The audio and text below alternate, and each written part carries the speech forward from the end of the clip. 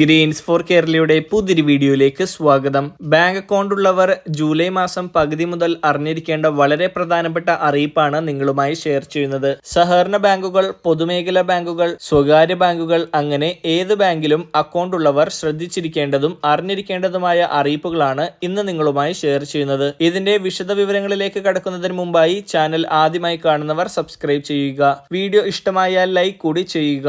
ആദ്യത്തെ അറിയിപ്പ്, കേരള ബാങ്കിനെ ബി ക്ലാസ്സിൽ നിന്ന് സി ക്ലാസ്സിലേക്ക് തരം താഴ്ത്തി റിസർവ് ബാങ്കിന്റെ കടുത്ത നടപടി വന്നിരിക്കുകയാണ്. വായ്പാ വിതരണത്തിലടക്കം കടുത്ത നിയന്ത്രണങ്ങളും ഏർപ്പെടുത്തിയിട്ടുണ്ട്. നബാർഡ് നൽകിയ റിപ്പോർട്ടിന്റെ അടിസ്ഥാനത്തിലാണ് നടപടി. 25 ലക്ഷത്തിന് മുകളിലുള്ള വ്യക്തിഗത വായ്പ നൽകരുതെന്നാണ് നിർദ്ദേശം. ഇതിനകം അനുവദിച്ച എല്ലാ വ്യക്തിഗത വായ്പകളും ഘട്ടം ഘട്ടമായി തിരിച്ചുപിടിക്കണമെന്നുള്ള നിർദ്ദേശത്തിന്റെ അടിസ്ഥാനത്തിൽ ഇത് സംബന്ധിച്ച് കേരള ബാങ്ക് വിവിധ ശാഖകൾ കത്തയച്ചിട്ടുണ്ട്. കേരള ബാങ്കിന്റെ ക്ലാസിഫിക്കേഷൻ ബിയിൽ നിന്നും സിയിലേക്ക് തരം താഴ്ത്തിയത് ബാങ്കിന്റെ പ്രവർത്തനത്തെയും കാര്യമായി ബാധിച്ചേക്കാം. മറ്റൊരറിയിപ്പ്, കേരള ബാങ്ക് ഇക്കൊല്ലം കാർഷിക വായ്പ മൊത്തം വായ്പയുടെ 30% ആക്കുമെന്ന് സഹകരണ വകുപ്പ് മന്ത്രി VN വാസവൻ അറിയിച്ചു. നിലവിൽ 26,45 ലക്ഷത്തോളം രൂപയാണ് കാർഷിക വായ്പ. 6,000 കോടി രൂപ അധിക വായ്പയായി നൽകുമെന്ന് മന്ത്രി പറഞ്ഞു. കഴിഞ്ഞ വർഷം 20 കോടി രൂപയാണ് കേരള ബാങ്കിന്റെ ലാഭം. ഇക്കൊല്ലം ഇത് വർദ്ധിച്ചിട്ടുണ്ട്. അടുത്ത അറിയിപ്പ്, അക്കൗണ്ടിലേക്ക് പണം വരുമ്പോഴും പോകുമ്പോഴും നമ്മൾ അറിയുന്നത് മൊബൈലിലേക്ക് വരുന്ന SMS വഴിയാണ്. ഏതൊരു ചെറിയ പണമിടപാടാണെങ്കിൽ പോലും SMS വഴി ഉപഭോക്താവിന് സന്ദേശമെത്തും. അതേസമയം ഇനി എല്ലാ ഇടപാടുകൾക്കും മെസ്സേജ് നൽകേണ്ട എന്ന് സ്വകാര്യ മേഖലാ ബാങ്കായ HDFC തീരുമാനിച്ചു. ജൂൺ 25 മുതൽ ഈ തീരുമാനം പ്രാബല്യത്തിൽ വന്നു. HDFC ബാങ്ക് നൽകിയ സന്ദേശമനുസരിച്ച് കുറഞ്ഞ മൂല്യമുള്ള ഇടപാടുകൾക്കുള്ള അറിയിപ്പുകളായിരിക്കും ഒഴിവാക്കുക. ജൂൺ 25 മുതൽ കുറഞ്ഞ മൂല്യമുള്ള ഇടപാടുമായി ബന്ധപ്പെട്ട SMS അയക്കില്ല. അതേസമയം പണം സ്വീകരിക്കുന്നതിനും അയക്കുന്നതിനും അലേർട്ട് പരിധി വ്യത്യസ്തമാണ്. ബാങ്ക് അറിയിച്ച വിവരമനുസരിച്ച് 100 രൂപയിൽ താഴെ അക്കൗണ്ടുകളിൽ നിന്നും പോകുകയാണെങ്കിൽ SMS അലേർട്ട് ലഭിക്കില്ല. അതുപോലെ 500 രൂപയ്ക്കുള്ളിൽ അക്കൗണ്ടുകളിലേക്ക് അയക്കുകയാണെങ്കിൽ ക്രെഡിറ്റ് അലേർട്ടും ലഭിക്കില്ല.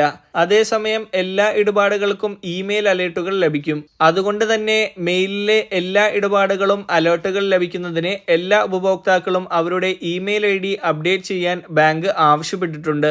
UPI കൂടുതൽ ജനകീയമായതോടെയാണ് ചെറിയ തുകകൾക്കുള്ള, അതായത് 100 രൂപ വരെയുള്ള ഇടപാടുകൾ വർദ്ധിച്ചത്.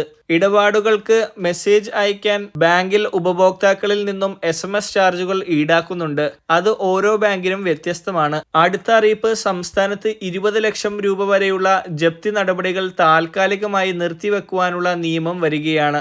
ജപ്തി നടപടികളിൽ ഇളവ് അനുവദിക്കാൻ സർക്കാരിന് അധികാരം നൽകുന്ന ബില്ല് അവതരിപ്പിക്കും. റവന്യൂ, ധനകാര്യ വകുപ്പുകളുടെ നിർദ്ദേശം അടങ്ങിയ റവന്യൂ റിക്കവറി ബില്ലിന്റെ കരട് സംസ്ഥാന നിയമവകുപ്പ് തയ്യാറാക്കി.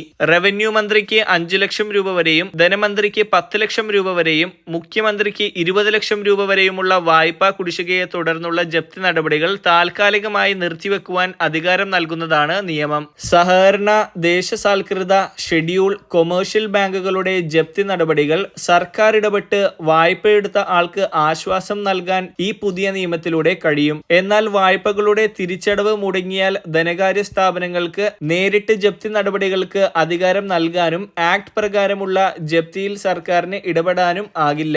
പുതിയ നിയമം വരുന്നതോടെ റവന്യൂ റിക്കവറി പ്രകാരമുള്ള ജപ്തി നടപടികൾ നീട്ടിവെക്കുവാനും കൂടുതൽ ഗഡുക്കളായി വായ്പാ തുക തിരിച്ചടക്കുവാനും ഇത് സാവകാശം നൽകുന്നു. എക്സിക്യൂട്ടീവ് മജിസ്ട്രേറ്റിൽ അധികാരമുള്ള തഹസിൽദാർ മുതൽ മുഖ്യമന്ത്രി വരെയുള്ളവർക്ക് റവന്യൂ റിക്കവറി പ്രകാരമുള്ള ജപ്തി നടപടികൾ നീട്ടിവെക്കാം.